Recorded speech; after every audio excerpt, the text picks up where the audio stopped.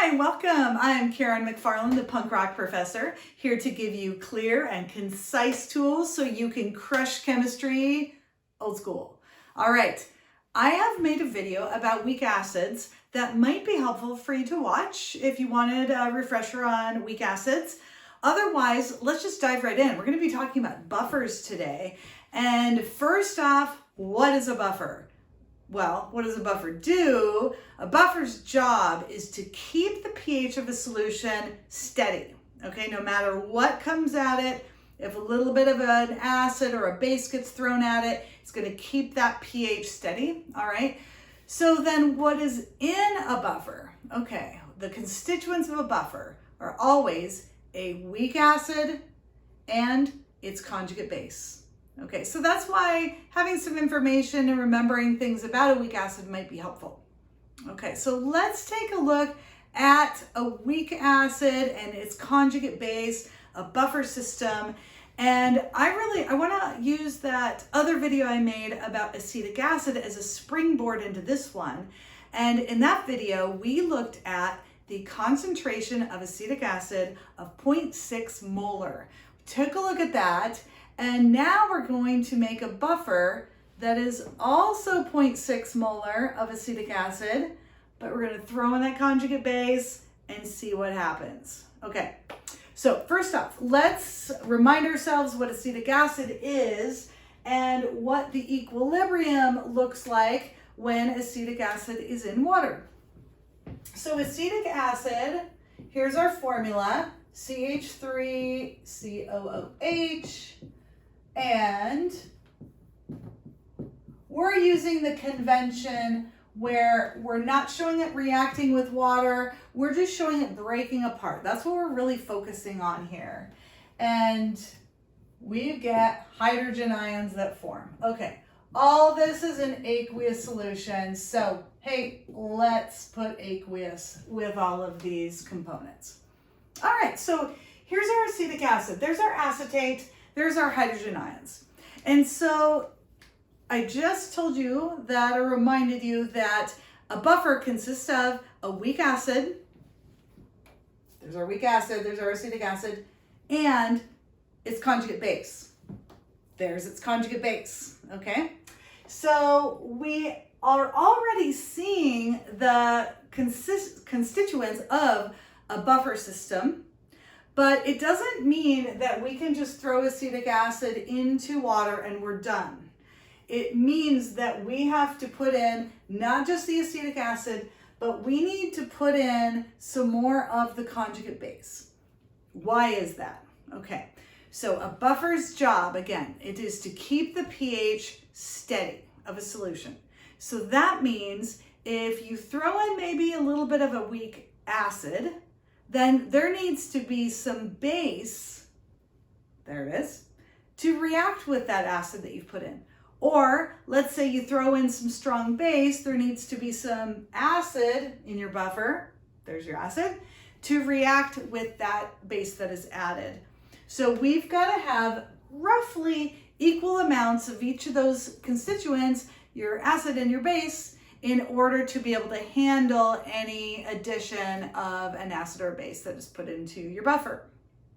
So we're seeing this as really an example of Le Chatelier's principle. If we've got, here's our acid, and if we put in a base that reacts with it, then we're going to be seeing a shift, and of one way or the other, we're going to see how all that plays out. Okay, so here we have our equilibrium for our buffer system that has acetic acid in it. And let's take a look at hypothetical situation. We've got a buffer, and let's say our buffer has 0.6 molar acetic acid.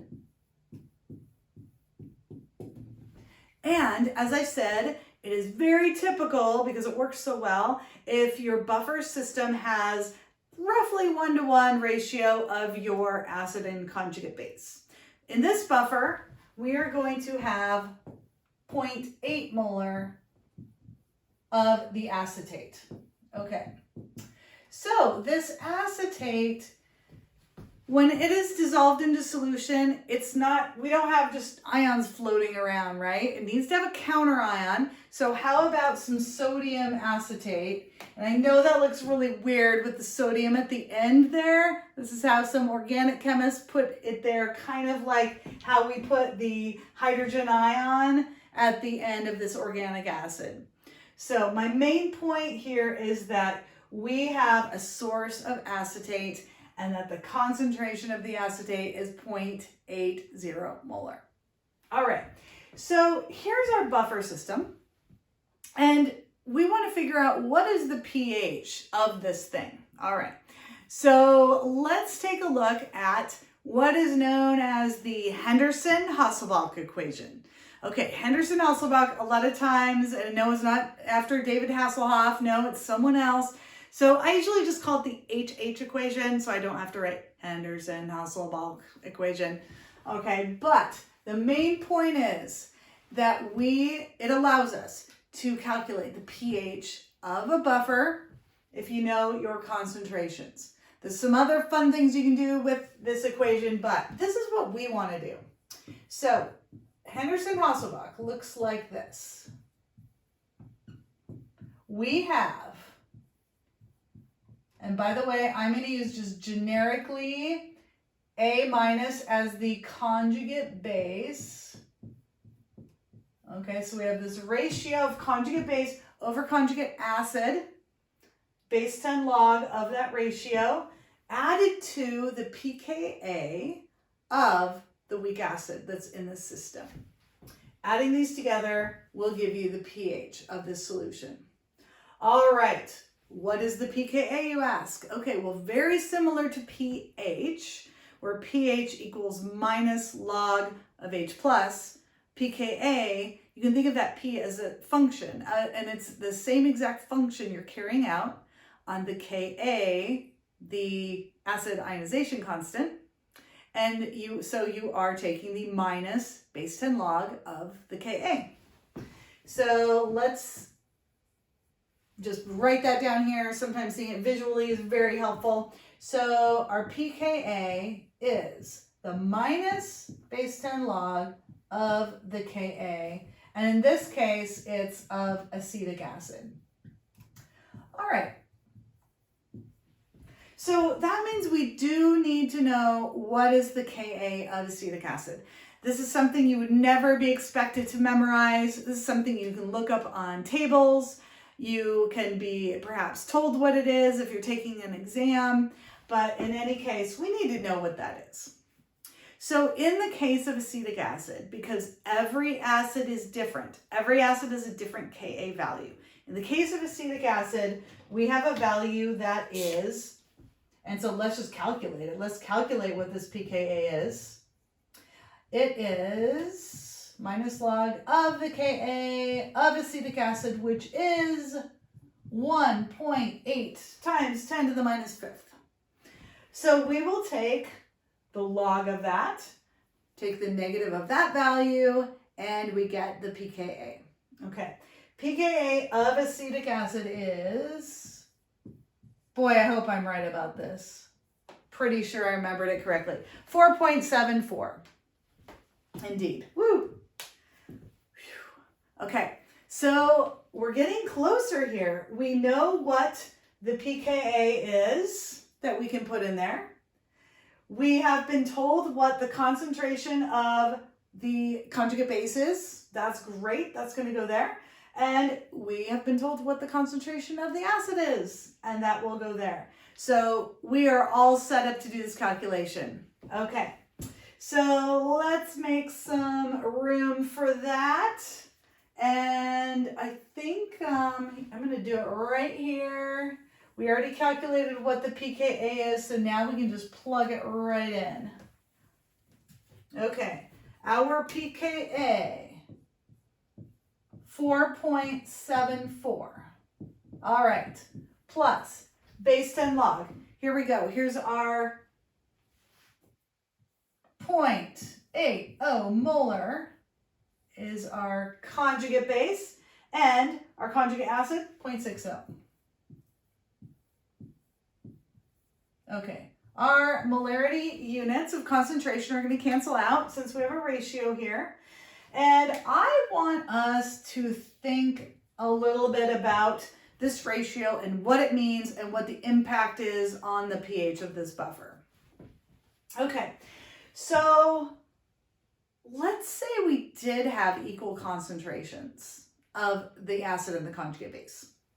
If they were equal, 1-to-1 ratio, that means that this ratio would be 1, and the base 10 log of 1 is 0, okay?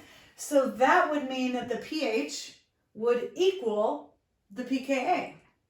So it is very common, if you have a target pH, you are going to choose a weak acid that has a pKa that is right around the pH that you're looking for. All right.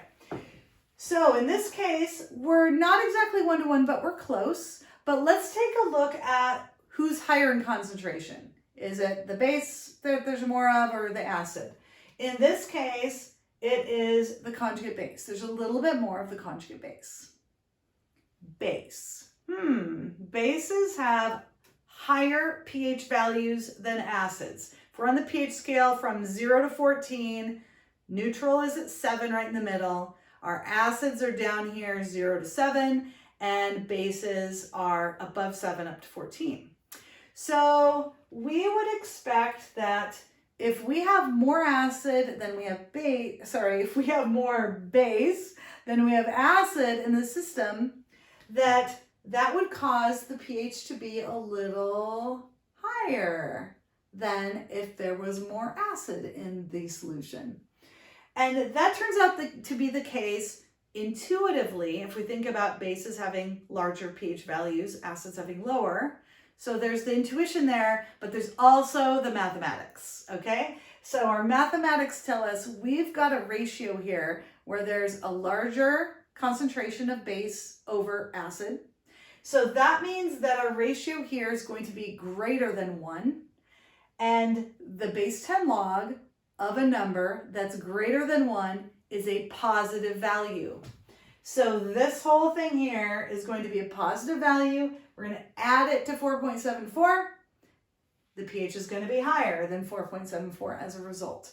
So the mathematics go with the intuition, which is always a good thing. Okay, so what is exactly this number? Okay, 4.86 is our final pH. 4.86. All right, so what does that mean about this whole value here? It must be that this value, as I said, it would be greater than 1, is equal to 0.12. Okay, so this whole thing ended up being 0.12. So when it was added, then we get our final pH. This is pretty darn close to the pKa, and that is the result of these being pretty close to each other. Okay, so this is how you calculate the pH of a buffer, knowing what those concentrations are.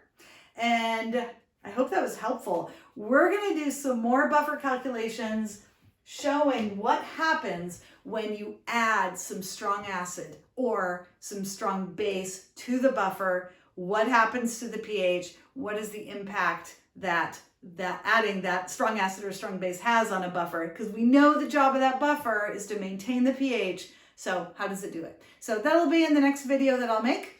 And so I'm done with the chemistry. It's time to move on to the bonus track. Okay, so the band whose t-shirt I have, I love this band. Well, of course, I love all the bands I talk about, but the Love Me Nots, they are from Phoenix, Arizona. They are amazing, okay? So must be seen to be believed. We have the singer, she just has this beautiful, strong voice, and she's playing the organ. The guitarist is incredible. I just love them. They've got this groovy, really powerhouse. It's kind of 60s vibe, but it's a bit punchier than that garagey sound. So definitely worth checking out. So the Love Me Nots, And wow, in terms of the songs, I had such a hard time picking a song. So you know what? I'm going to go with the fact that they have a song named Karen. There's so few songs out there that mention the name Karen. So I'll just head you towards that one.